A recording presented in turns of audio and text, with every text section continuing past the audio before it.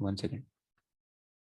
Okay, अब purchase returns के यहाँ पे काफ़ी सवाल हैं, प्रैक्टिस करेंगे। मैं कोशिश करता हूँ कि आपको कुछ करवा दूँ, आइडिया दे दूँ, उसके बाद बेसिकली जो क्वेश्चंस आपने करने हैं और जो इश्यूज हैं वो आपने मुझे फिर लाजमी बताने, ठीक है। अब सबसे पहले शुरू करते हैं 153 से, क्वेश्चन 153। सही है। अब अगेन इसमें भी वही सारे कॉन्सेप्ट्स हैं जो हमने अभी पढ़े हैं, या तो इसमें डिस्काउंट्स होंगे, या इसमें डबल एंट्री होगी, या फिर पेबल का नाम होगा इसमें, या फिर सेल्स टैक्स होगा, जो हमने ऑलरेडी देखा हुआ है पहले, ठीक है। How much sales tax in total has Janice paid? अब Janice buys a dress costing $120, shoes costing $60 and jacket costing $190। तो ये इसने तीन चीजें खरीदी। These all are gross figures inclusive of sales tax at 17.5%। आपको याद है मैंने आपको एक्सक्लूसिव का भी कॉन्सेप्ट बताया था, इंक्लूसिव का भी बताया था। इंक्लूसिव में बेसिकली क्या मतलब होता है कि जो अमाउंट्स हमें दी हुई है इसके अंदर टैक्स की अमाउंट शामिल है। सही है, टैक्स इसमें ऑलरेडी ऐड हुआ है। और एक्सक्लूसिव का क्या मतलब था कि इसमें टैक्स हमने अलग से अभी परसेंटेज लगानी है, ठीक है। तो पहले इनका टोटल कर लेते हैं। 180 हो गया, और 180 और 190 बनता है 370। यस, ठीक है। तो एक दफ़ा मैं कंफर्म कर लेता हूँ कैलकुलेटर पे। 120 प्लस 60 प्लस 190, यस 370 ही बन रहा है, ठीक है। अब 370 वाली जो अमाउंट है इसका मतलब है कि इसमें 17.5% वाला टैक्स ऐड हुआ हुआ है पहले का ही, ठीक है। तो हमने इसको क्या करना है, ये 100% अमाउंट नहीं है, ये 117.5% अमाउंट है। तो हमने इसको डिवाइड किससे करना है, 117.5 से। हमारे पास 1% का आंसर आ जाएगा, ठीक है। और हमने मल्टीप्लाई किससे करना है, 17.5, क्योंकि उसने क्वेश्चन में पूछा कि कितना सेल्स टैक्स उसने पे किया सिर्फ, ठीक है। तो देख लेते हैं क्या आंसर आ रहा है। Divide by 117.5 into 17.5। ओके, तो इसका आंसर आ रहा है अप्रोक्सीमेटली $55.11, ठीक है। तो 370 में से उसने $55.11 का क्या पे किया, सेल्स टैक्स पे किया। सही है, तो इसका करेक्ट ऑप्शन बन रहा है ऑप्शन ए, ठीक है। इसमें हमने बेसिक सेल्स टैक्स वाले प्रिंसिपल अप्लाई करने थे। 154 देखते हैं। Which one of the following is the correct posting from the purchase day book? देख लेते हैं। मतलब कि यहाँ से वो कह रहे हैं कि परचेज डे बुक में से कौन सी पोस्टिंग है सही, डबल एंट्री है इसकी। परचेज डे बुक में होता क्या है वैसे, बुक्स ऑफ प्राइम एंट्री हमारी सबसे पहले आती है ना, जहाँ हम ट्रांजैक्शन रिकॉर्ड करते हैं। तो सबसे पहले हम परचेज डे बुक में एक परचेज रिकॉर्ड करते हैं। अब वो कह रहे हैं कि इसमें से निकाल के हमने आगे अकाउंट्स में पोस्ट करना है, परचेज में पोस्ट करना है हर जगह, ठीक है। कंट्रोल अकाउंट में लेके जाना है, तो उसकी क्या एंट्री होगी अब देखते हैं। सही है। अब debit general ledger purchase account, credit suppliers account in payable laser, इसके बारे में आई एम नॉट श्योर, पहले सारी पढ़ लेते हैं। Debit general ledger purchase account, credit cash book नहीं, कैश तो इसमें इन्वॉल्व ही नहीं है, सही है। Debit supplier account in payable ledger, और credit general ledger purchase account. देखिए हमने डेबिट भी नहीं करना सप्लायर को, क्योंकि डेबिट सप्लायर का मतलब है कि सप्लायर को हम खत्म कर रहे हैं यहाँ से, ठीक है। डेबिट कैश बुक तो आएगा ही नहीं, सही है। इसका जरा मैं आंसर एक दफ़ा कंफर्म करता हूँ, एक सेकंड दें। मोस्ट प्रोबेबली या तो ए आंसर है या बी आंसर है। 1 मिनट।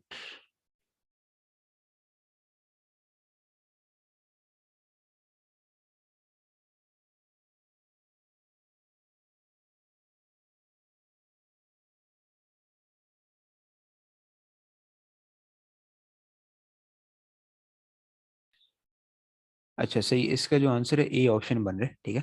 तो ये मैंने पीछे चेक किया है, देखें 154 का ऑप्शन ए यहाँ पे आंसर है, ठीक है। तो that means option A correct है। क्यों करेक्ट है, क्योंकि देखें इसमें परचेज अकाउंट को वो डेबिट करें, मतलब परचेज को बढ़ा रहे हैं क्योंकि परचेज में लेके जा रहे हैं ना, और सप्लायर के अकाउंट को क्रेडिट करें क्योंकि यहाँ पे लाइबिलिटी बढ़ेगी सप्लायर के अकाउंट में, सही, क्योंकि पेबल लेजर है ना, तो इस वजह से ए ऑप्शन यहाँ पे करेक्ट है, ठीक है जी। 155 देखते हैं।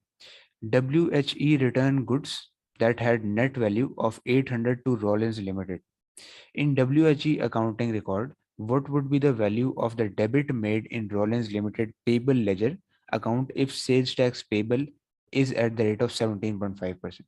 ठीक है, अब देखें यहाँ पे स्टोरी क्या हुई है कि WHE है, उसने रिटर्न किए हैं गुड्स किसको, रॉलिन लिमिटेड को। उसने रॉलिन लिमिटेड से हो सकता है खरीदे हों, सही है। तो हमने जो कस्टमर के अकाउंटिंग रिकॉर्ड्स हैं उसको देखना है, मतलब कस्टमर जो रिटर्न कर रहे हैं ना, उसके अकाउंटिंग रिकॉर्ड्स में कौन सा डेबिट बना होगा रिटर्न का, ठीक है।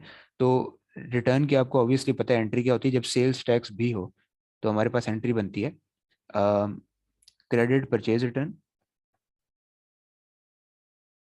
राइट। डेबिट हम करते हैं पेबल, और क्रेडिट हम करते हैं sales tax. Credit sales tax मैं क्यों कर रहा हूँ, क्योंकि जब परचेज रिकॉर्ड होती है तब इनपुट टैक्स डेबिट होता है ना, राइट। लेकिन अभी तो हम रिटर्न कर रहे हैं, इसीलिए सेल्स टैक्स को हमें रिवर्स करना पड़ेगा, वापस क्रेडिट पे डालना पड़ेगा। तो सिर्फ यहाँ पे ओनली डेबिट एंट्री क्या है, पेबल वाली। और पेबल में मैंने आपको ऑलरेडी बताया था जब हम सेल्स टैक्स कर रहे थे कि इसमें ग्रॉस अमाउंट जाती है। ग्रॉस का मतलब कि पेबल उतनी अमाउंट से खत्म होएगा जितनी अमाउंट से टैक्स भी उसमें शामिल होएगा और नॉर्मल अमाउंट भी शामिल होगी। तो ये अमाउंट कौन सी है, नेट वैल्यू है, मतलब कि एक्सक्लूसिव अमाउंट है, इसमें अभी टैक्स लगने वाला है, लगा हुआ नहीं है, ठीक है। तो 800 इंटू 17.5 डायरेक्ट परसेंटेज लगानी है, ठीक है। देख लेते हैं कितना आ रहा है। तो ये आ रहा है जी 140, ठीक है। तो इसका मतलब पेएबल किससे बना होगा, 800 प्लस 140, मतलब कि 940 से पेएबल हमारा बना होगा, ठीक है। और वो खत्म भी किससे होगा, ऑब्वियसली 940 से होगा। तो ऑप्शन सी इसका करेक्ट है, 940, ठीक है जी। सही है, यहाँ तक क्लियर है आपको, क्वेश्चन कोई इश्यू तो नहीं है।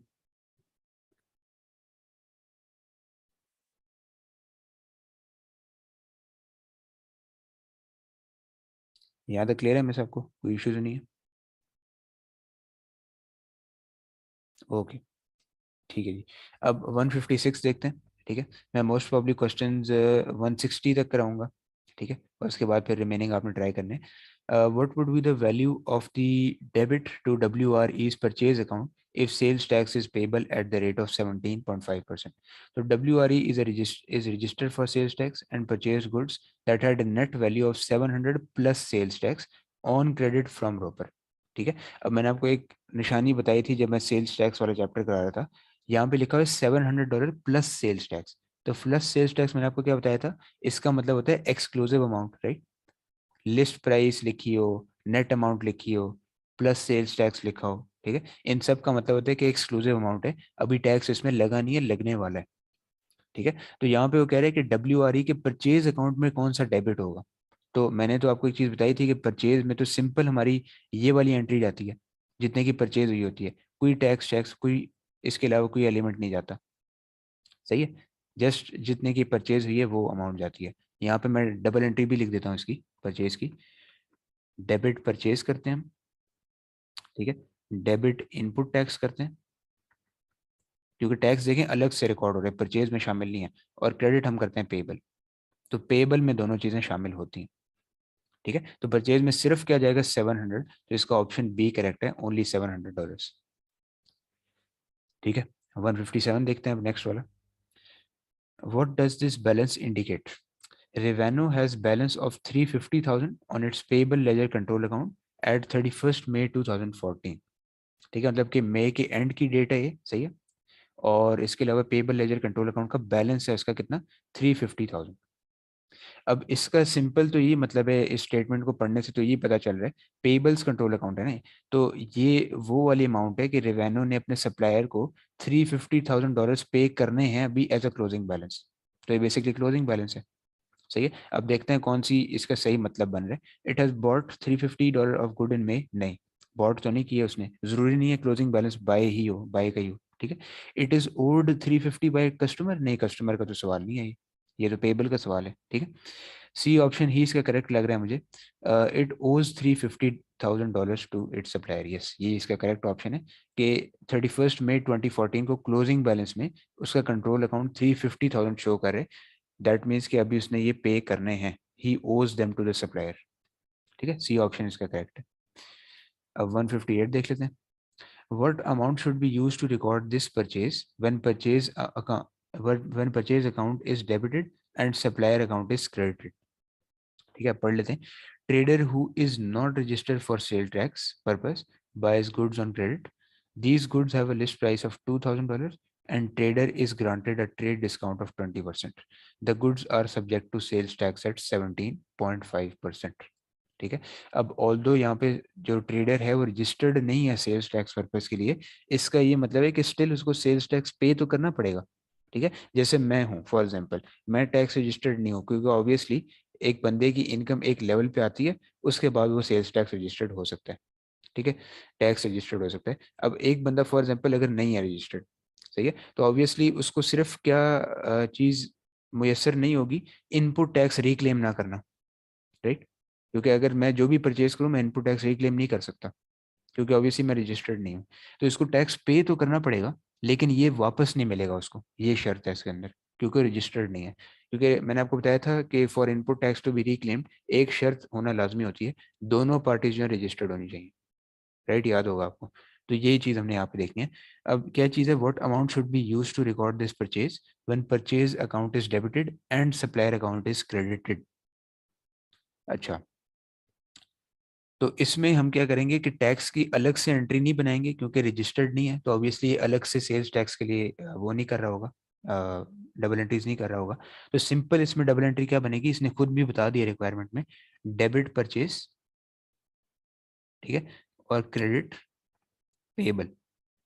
क्योंकि अगर यहाँ पे वो डेबिट इनपुट टैक्स भी डाले ना, तो इसका ये मतलब होगा कि जब वो साल के एंड में सेल्स टैक्स अकाउंट को देखेगा, तो वो कहेगा वो मैंने तो इनपुट टैक्स भी रिक्लेम करना है, लेकिन फिर वो याद करेगा वो मैं तो रजिस्टर्ड ही नहीं हूँ। तो इससे बेहतर ये नहीं है कि हम रिकॉर्ड ही ना करें, सही है। तो यही यहाँ पे सारा सिनेरियो है। अब लिस्ट प्राइस है इसकी कितनी, 2000, और इसको ट्रेड डिस्काउंट भी मिला 20%। तो पहले हम डिस्काउंट माइनस करेंगे, फिर हम इस पे टैक्स लगाएंगे, ठीक है।